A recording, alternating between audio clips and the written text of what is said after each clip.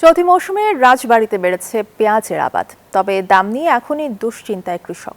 এ বিষয়ে বিস্তারিত জানাতে রাজবাড়ী থেকে আমাদের সাথে সরাসরি যুক্ত হচ্ছেন সহকর্মী মিঠুন গোস্বামী। মিঠুন, কতদিন পর নতুন পেঁয়াজ বাজারে আসতে পারে বলে জানতে পেরেছেন? ধন্যবাদ অর্থী। রাজবাড়ীতে যে পেঁয়াজ উৎপাদন হয় সেই পরিমাণটি কৃষি বিভাগের তথ্য মতে 50,700 হেক্টর জমিতে পেঁয়াজের আবাদ হয়।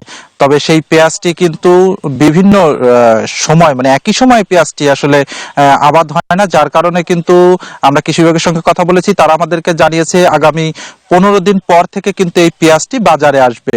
আমি একটু দেখাবো যে এই মাঠে কিন্তু প্রচুর যে পেঁয়াজ, বিশেষ করে দেশের যে মোট উৎপাদিত পেঁয়াজ তার 1/3 পেঁয়াজ কিন্তু এই রাজবাড়ী জেলায় উৎপাদিত হয়ে থাকে। আর এই পেঁয়াজটি যেহেতু এখন যে পেঁয়াজের বাজার, সেই বাজারটি অনুযায়ী কিন্তু পেঁয়াজের যে খরচ সেটি কিন্তু উঠবে না বলে কৃষকরা এখনই কিন্তু দুশ্চিন্তায় রয়েছে। কৃষকরা বলছে যে প্রতি মন পেঁয়াজ উৎপাদনে খরচ প্রায় 1500 থেকে 1700 টাকা পর্যন্ত হয়। তবে পেঁয়াজের এখন যে বাজার সেটি 12 থেকে 1400 টাকা দরে বিক্রি হচ্ছে, যার কারণে কিন্তু কৃষকরা চিন্তায় আছে এই পেঁয়াজটি যখন ভরা মৌসুমে বাজারে আসবে তখন কিন্তু পেঁয়াজের দাম আরো কমে যাবে, যার কারণে কিন্তু কৃষকরা ক্ষতিগ্রস্ত হতে পারে। কারণ বিশেষ করে পেঁয়াজের বীজ, সার, কীটনাশক, শ্রমিকের মজুরি সবকিছুই কিন্তু বিগত সময় থেকে কিন্তু বেড়েছে, তবে পেঁয়াজের দাম কিন্তু সেই অনুযায়ী বাড়েনি, যার কারণে কিন্তু কৃষকরা বলছে যে দামটি যদি সরকার যদি এ বিষয়ে পদক্ষেপ না গ্রহণ করে এবং বাইরের থেকে পেঁয়াজ আমদানি বন্ধ